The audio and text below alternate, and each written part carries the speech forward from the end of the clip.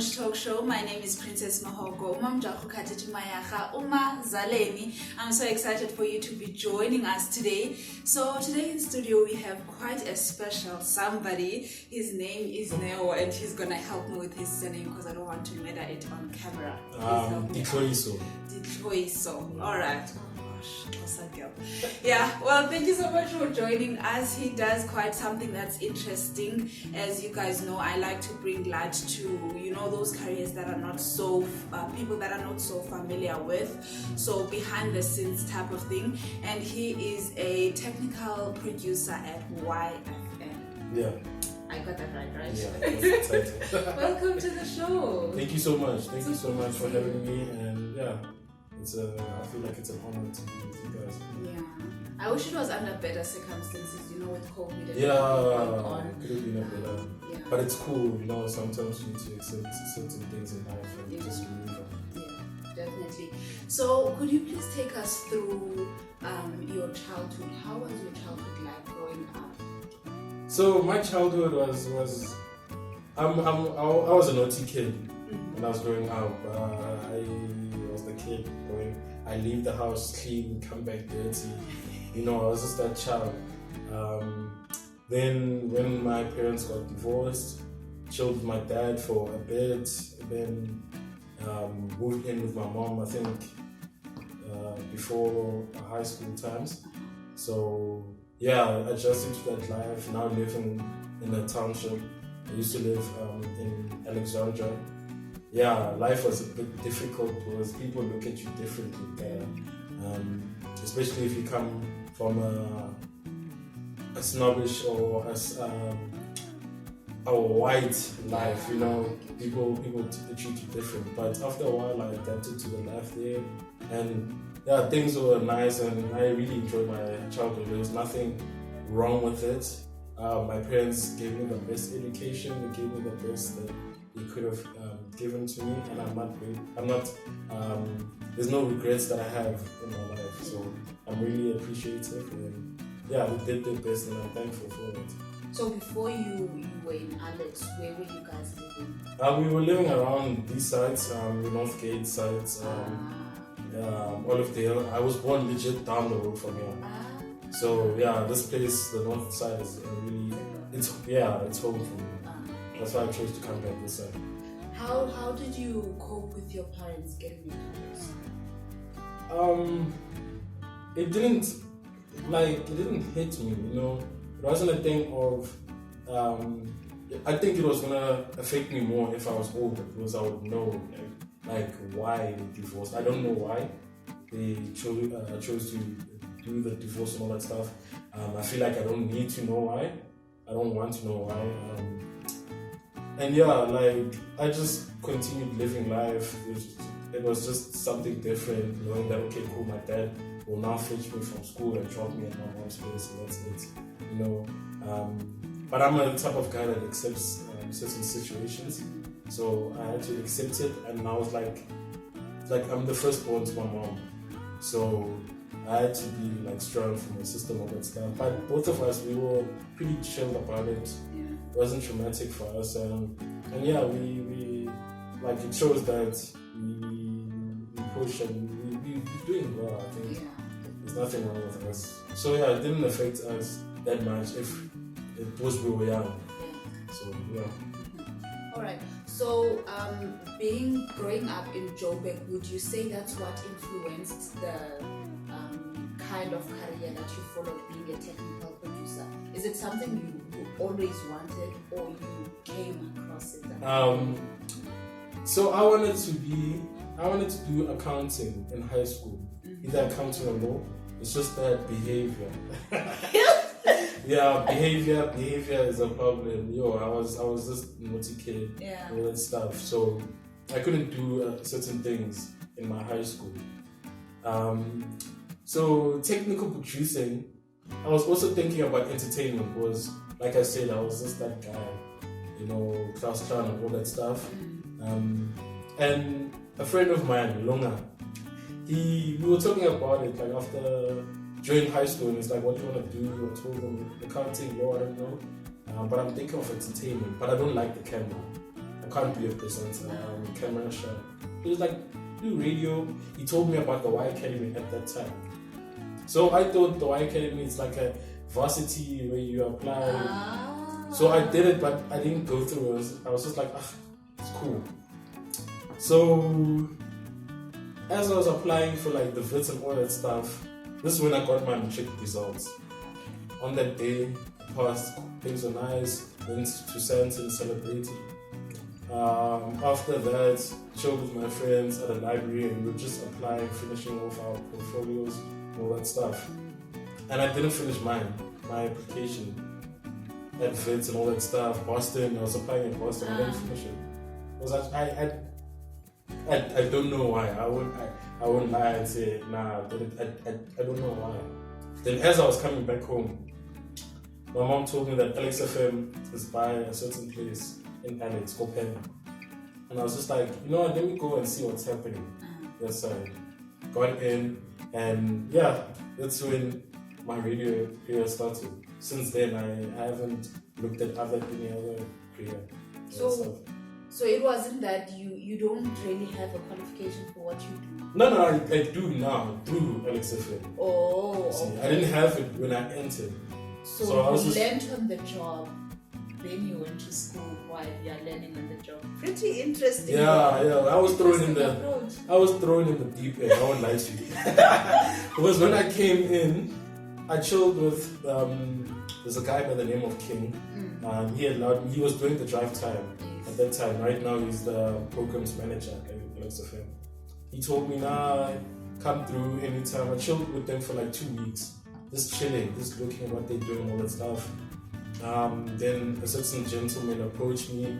Hey, he just told me that you need to go to school and all that stuff for radio and all that stuff, and I just didn't feel like that.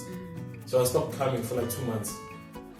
Yeah, I was just like, you know what, I'm not going there anymore. For 2 months. And then? So 2 months of just doing nothing. Just staying at home. Yeah. Then how did you get back? So there was this family event that we went to, like my family went to. As we came back, my mom got a call from a friend saying that her daughter had auditions for a group called Bigger Than Life, ETL, at Alex FM. They had auditions. So I was like, oh my gosh, I wish I knew about that. So Monday I went, I asked them, guys, are there any other auditions coming? They said no. So I was just like, can I talk to Kid? They didn't want. They didn't allow me. Like the receptionist did not allow me to come in. I was like, I came back the next day. I said, King, can I talk to him again? Nothing. I came back the next day, the Wednesday. I came back, same thing. I didn't want him. Until I bumped into that guy who told me about school and whatnot. He's like, oh, you're back. I'm like, yeah, I'm back. I really want this. And this person doesn't want me to come in. Like, I just need an audition. Like, give me a chance. Then we spoke. Then he introduced me to a guy by the name of Sammy. Sammy's my boy. Yeah, he's the technical, he's the production manager at Alex FM. And at that time, he was also like the head of that BTL team. So I met Sammy, and Sammy told me that, okay, cool, this is the team. We meet every Wednesdays and Fridays, the show's on Saturdays. We'll see what you got. Then since. So yeah, that's how, but I came through as a presenter. Oh. Not as technical. So did my presenting for maybe like 2 months. Then Sammy told me straight that, look, you're not doing anything. You only come here on Wednesdays, Fridays, and Saturday mornings. Come through during the day and learn production and all that stuff. So I wasn't keen, I won't lie to you. I was just like, I have nothing to do, I don't mind, you know. But I really wanted to be a presenter. That's where my focus was. And after a while, being in the production booth, learning how to record and all that stuff, then I took that leap of faith. You know what, let me try this thing properly, you know, let me give it my all. And yeah, made one promo, one jingle, one lineup, and then you kept growing. Yeah. So the problem is not that. The problem is on screen. Yeah, not presenting on radio. No, presenting I can do. TV is the problem. TV is the problem. I don't know how they do it. Like, I'm just camera shy. I don't take pictures, videos. I'm the type that takes the videos. I don't take pictures and all that stuff. I'm camera shy. No. And people are like, no, you'll be fine on camera. You have the. And I'm like, yeah, cool. I'm like that. Because there's no camera. Like, I can be myself. When there's a camera, people change. It just messes becomes, with your it becomes fake. Like, no, I don't want that. You know, I want real. I want to see something and that's it. That's the one thing I like about radio also. It's live. Yeah. You know, there's no mistakes. You have to freestyle, and I love doing that. I don't like taking takes and all that stuff. Nah.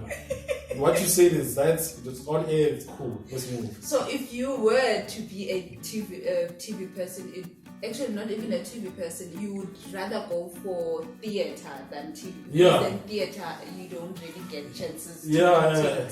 You're just there. Improvise if you don't like. Improvise all the way. Yeah, I think I would do theater pretty well. I don't know about TV, but TV maybe because I did apply for film and TV, but I wanted to focus on the film side, but behind the scenes.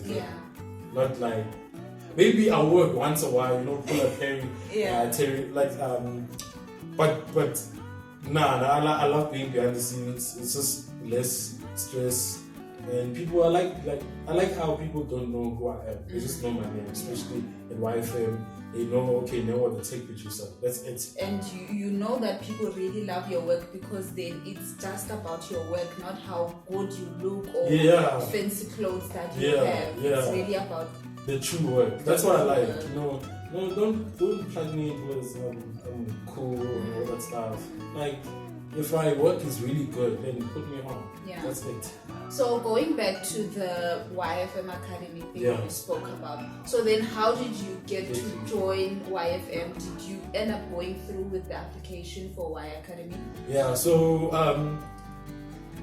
my second year at LXFM, I was thinking, you know what, let me get, because I did a learnership and I did a learnership for production during LXFM, finished that course.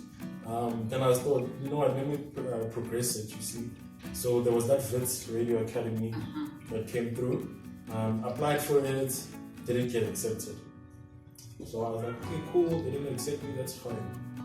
As I was chilling, a certain lady by the name of Hope, I used to work with her on Bigger Than Life. She was my producer when I was presenting. She came through and she was applying for the Y Academy. So I was just like, you know, let me try it out because someone really denied me the chance. Let me try YFM and see. And that was like the second time I applied since high school. So I applied for it. As I was applying, load shedding hit. And I was finished with my application. But you didn't send it. I didn't send it. So I had to wait the next day to do it again. And this time I did it I think I did it perfectly. You know, put a nice picture of myself presenting. I was like high school performing. Did that, sent it. After 2 weeks, I get a call from them. Hi, this YFM. Guys, we have an interview in the top. I think it was 100. It was I think 1,000. Top 1,000 on the short list. Your interview is on this specific day. I think it was a Wednesday. Yeah, so come through at 9 o'clock. We'll interview and see if you go on. I was like, okay, cool.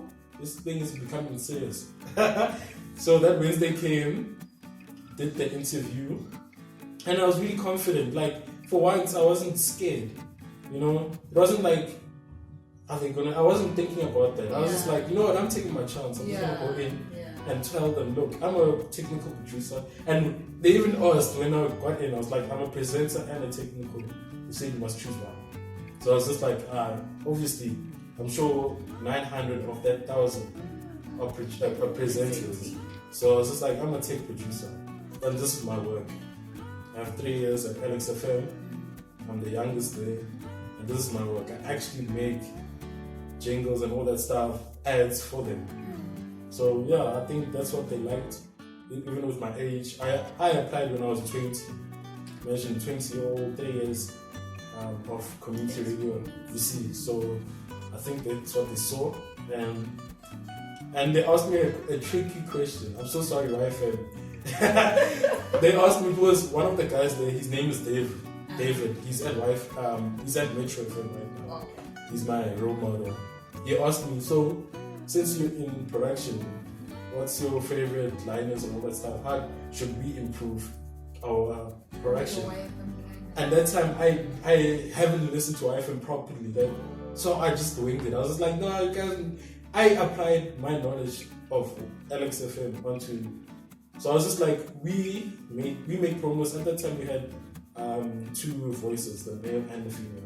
So we used the male to intro the promo. The female would tell us the details about the event. They ended with the. So I told them that you guys should do that. Start with the male voice, kill it with the female, and end it with the male. So I think that's what they thought. Okay, this guy is pretty cool, smart. I winged it. I would like to. Then the day I got accepted, I think I had like a meeting, and I was just pissed. Got into my booth. It was my shift. Got into my booth. I was so angry. Then I get a call. Like, who's this now? And that same lady is like, hi, it's from YFM. You got accepted. You're coming through. And at first it didn't hit me. I was just like, why? Why? Again, I'm thinking another interview, like top 10 or top 100. I'm like, what? Again? Another interview? Then she's like, no, like you got accepted. You're in the Y Academy. I'm like, wow, okay, cool. I was so happy. Alex FM were happy for me also. And I think I had like 2 weeks to prepare myself to leave. So yeah, 2 weeks, beginning of April 2019, that's when I started being a YFM. I don't know how they call themselves. Well, congratulations to you. That's a very big deal, and it means you really are doing well. You are doing your job really well. Yeah, I was just happy. I was happy that at least something. Because I've been like, I applied for that Fits thing really helped, because I was really looking forward to going there. I really wanted it, and they didn't accept me, so that took a toll on me. But like, if one door is not open, there's another door open, and there's a reason why for that. Yeah. So if there's a young person who's watching right now and they don't really know what a technical producer is, how would you explain it to them? Or a parent who has a kid who's busy saying, I want to be a technical producer, but the parent is like, what the hell is that? Me too. I only found out there are technical producers when I entered. Technical producers are, in simple words, people that put sound onto a script. So let me break it down in terms of production. There are people who do station imaging, so they deal with the sounds for the station. So you hear YFM, those are the guys that make that. YFM, the shows and all that stuff. Then you get technical producers who look at specific shows only. So I deal with like a certain shows, and there's someone else that deals with other shows. So if shows need this and that in terms of sound, they'll talk to me if it's my shows. So we put sound into the script. So someone will give me a script. Let's say the show that I work with, the A-lister. There's a lady by the name of Tepi. She's also the presenter of it. She will send me the script of the 3-hour show. Then I look at the script and say, okay, cool. In the second hour, we're talking about cars.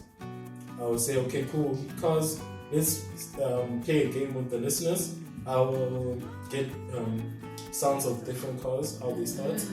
Then put them together. Then we will ask listeners, okay, since you think you know cars, let's see which cars doesn't know the stuff. I put that, and I also help in terms of technical. So if there's a technical problem in the studio at that time, I'll be the first to respond.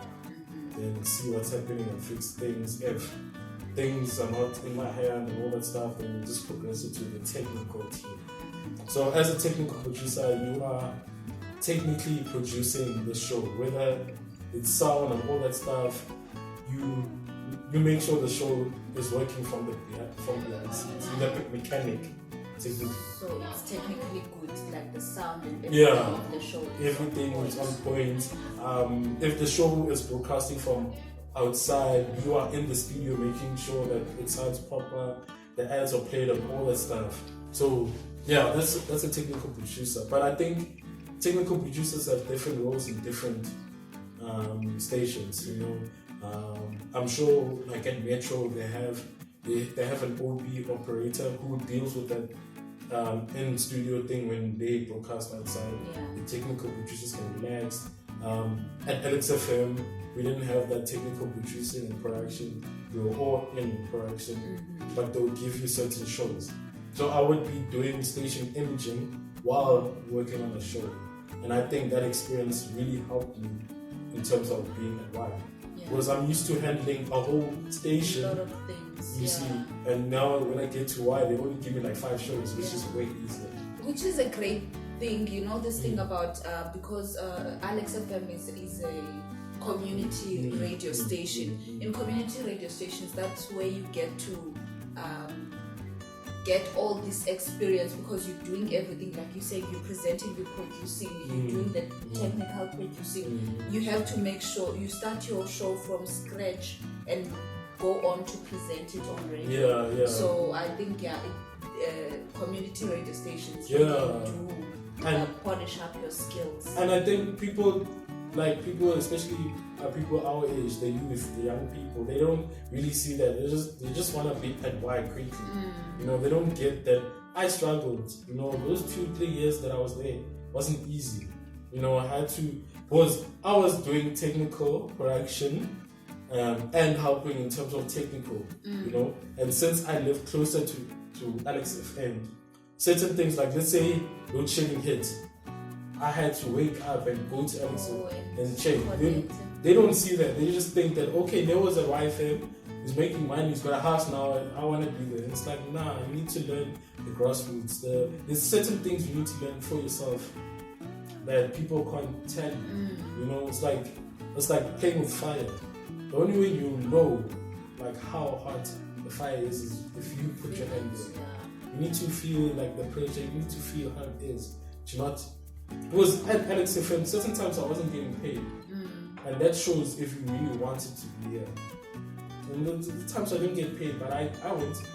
Because I knew my goal, I knew the value that I'm giving to the station. And yeah, I gave my best to the station, and I'm thankful for them allowing me to come through. Even if they didn't think. There's a story about that. When they first saw me, they were just like, she's boy, he's gonna be here for 2 days. But I proved them wrong, you see. So if you really want to be in radio, if you really want to do something, like, you need to start from the bottom, and that means doing things for free. Even if like you think about it, and people will talk and say, no, they should pay you and all that stuff. I get it, but you need to start from the bottom. You need to start from the bottom, humble yourself, and yeah, after a while, like what I said, I wasn't getting paid. People would tell me like, how, man, when you're at LXFM, you don't get anything. But it's like, nah, because I know my goal, I know the value I put into the station that I love, and yeah, now it'll pay off at some point. Sometimes it pays off 2-3 years, like me. I was there for like 2-3 and I left. Others it pays off maybe 10-20. If you really want to do what you want to do, I'd rather do what I love than do what I don't love but get paid for it. Like, doesn't make sense. What other behind the scenes careers or jobs would you encourage young people to look into? Production. I think production, especially for females, production is a big industry for you guys. I know quite XFM, we try to show the production side to a lot of females. It's just that 1 or 2 children which I get, you know, being a technical producer is not glamorous as everyone thinks. It's pretty hard. It's pretty tense, especially if you, like what I said, at XFM, like, it's just one studio where everyone has to do certain things, and it's pressure because someone will come in and say we need an ad, to be made at this certain time, and you're like, oh my gosh, I need to do this for this show, and there's these some promos that I need to make, the deadline. So yeah, I get that technical is really hard, but once you get those skills, after a while it becomes easy. So production, like behind the scenes, is just the way. Like, who wants to be in front of the camera, guys? Like, everyone wants to be there. Yeah. And that's why Blade even said it in Blade in Zimbabwe, the what's the Minister of Higher Education. He even said it that the reason why there's a lot of youth that are unemployed is because everyone's studying the same thing, which means that position is low in demand. We can't all go and study administration. It doesn't. Then only 5 jobs will be open, and only 5 people get them. Go for the things that no one is really doing. You know, tech producers are needed in this industry. You know, and they need it because people don't want to be behind the scenes, like I just said, and we need like quality. Yeah. You know, we need someone who is a proper technical producer and who is happy and who loves his job and will know that, okay, I'm a technical producer, that this is my limit and all that stuff. So I think like us as the youth, we need to find different. Yeah, and I think also like diversity. Yeah. Because then diversity will bring a diverse world of ideas. Because you have your own personality, I have mine, she has hers. We put them all together to come up with this one big, nice thing. And that's what I love about Alex FM, was of Alexandra. And Alexandra is just really diverse. You know, it has so many languages inside. I know how to make like jingles, liners, promos for Tonga speaking. Yeah. I've made for Tonga, Xhosa, Zulu. If Ukozi calls me, I can go and kill it. At that time, I'm not even Zulu. Yeah. You know, Dimotswana, but I know how to make promos and all that stuff for Zulu speaking. You spoke a lot about finances. How would you say, what is the importance of financial freedom, especially with Black people? Yo, Black people, I feel like Black people, like, and I get it, because we come from a place where we didn't have certain. Back then, I don't think I would be allowed to be a technical producer, especially for a big station. Yeah. You know, so financial freedom. I feel like financial freedom is like having a certain amount of money and having the ability to control it. You know, that's the freedom, knowing that, okay, I've paid off my bills and all that stuff. I have a certain amount, I can do whatever I want to do. Whether I save or not, it's cool. But I feel like people think that financial freedom is the more money you make, the better. It's not like that. There are people that are making 100K a month but don't know how to spend it. And they find themselves in certain situations that affect them, that affect their family, and it affects the job that they're working in, the source where that 100K comes from, and they lose it all. We know a lot of people, especially in the Black communities, that have made it. When they got there, they didn't know how to control it, and they lost it. And it's not because someone, I won't lie to you, I don't believe in this blowing, witchcraft and all that stuff. I just believe in, you had the decision, it was in your hands. Yeah. So I feel like us as Black people, we need to learn financial literacy, and we need to be serious about our finances. You know, for me, like with my place, I bought the place because I know that, okay, cool, if I buy the place, I can rent it out later on in my life if I want to and all that stuff. You become, like, it's freedom. I can do what I want with it. I can paint it if I want. I can do this, change, because it's my place. Yeah. My landlord won't come here and say, and like, you know, why are you painting? You know, because it's my house. That's freedom. So I feel like us as the youth, and certain youth are doing that. I just feel like others are just chasing the fake life, you know, by renting all that stuff, and it's cool. But I feel like, buy houses, please. Don't do rent life. I don't get rent life. I know it's cheaper. You're just paying someone else's. Yeah, like buy your house. You know, like before buying this place, I was just thinking, yo, imagine just being, you can't paint. Yo, I want to paint my place any color I want. I want to put new tiles. Whether I want to put the TV here or there, it's my choice. and that's the freedom. Yeah. So, like, people need to learn how to spend their money wisely. And I get it. Because I remember the first time I got paid, I blew it. I won't lie to you. I blew it 99. Then after a while, you will learn. Okay, cool. If I do this again, and yeah, so learn how to spend money, learn how to spend it wisely, and have that personality that's. Because I'm the type that if I buy something, I don't care who says what, it's mine. Yeah. So if I feel like buying another TV next month, I can do it. It's my money, and I know why I bought it. It's not because for you guys to be okay, cool. Nah, I bought it for myself. So once people have that mentality that okay, cool, I'm doing things for me, then I think financial freedom, spending your money and holding it, will be easier because you're doing it for yourself and not for anyone else. What would your last words be to a young person who's watching you right now and is like, oh no, looks so young though. How is he so far in life? What would your message be to a young person taking into consideration what we also currently going through with COVID-19 and a lot of people losing their jobs or parents losing jobs. Now maybe a person is not able to go to school or they're struggling in school. What would Neo say to everyone? Do what you want when you want it and how you want it. That's why I'm here. Because I wanted to do radio. No one else. I don't have any other. When I entered, I didn't have any other friends that were doing it. I was doing it because it felt good, and I knew I was really good at it. So do it. When you want to leave, don't wait for other people. Don't go as a group. Like if you want to leave and do something else, do it. Like do what you want when you want it and how you want it. Like that's the one thing I can tell people. And once you start learning how to do that, you won't live life with regrets. Yeah. Because it's not nice having regrets about something you didn't choose. And we find a lot of youth in that situation.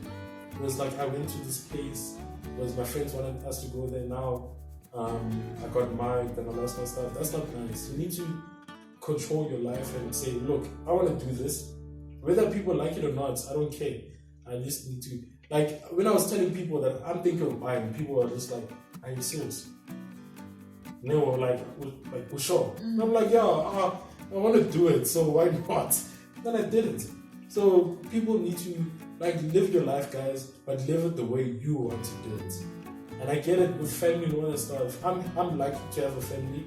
They were really reluctant. They were really chill. All they wanted was for me to be happy and successful. Yeah, successful. That's the main thing for black people. And have money, something like that. And I'm happy that I've proven that I've matured. I'm more mature now that I've done certain things and all that stuff, So, yeah, do what you want when you want it and how you want it, and make your family happy. That's it. Yeah, definitely. Thank you so much, Neo, for your time and for joining us on the show. We really appreciate you. This was awesome. Well, there's more to this story, so we're definitely gonna have it back on the show. Okay, cool. Yeah. After I have the Ferrari and all that stuff. You better have that Ferrari next time I come to see you. We're gonna go to Eastern Cape again, so you're gonna take me back home. We're gonna go for a drive. And you know that I nearly went to the Eastern Cape. When was it? I think last month with a friend of mine. He's closer, sorry. It was like there's a thing happening and all that stuff. It's just at work. It wasn't my way. But I nearly went there. We'll take a road trip to Eastern Cape and then you'll get to meet my crazy family. But thank you so much for being here. Okay, cool. Thank you so much, guys, for watching. We do appreciate each and every one of you. If you have any comments, please leave them on the comment section down below. And please do subscribe if you haven't subscribed. Tell your friends and your family about the Staunch Talk Show. We appreciate each and every one of you. Goodbye and God bless.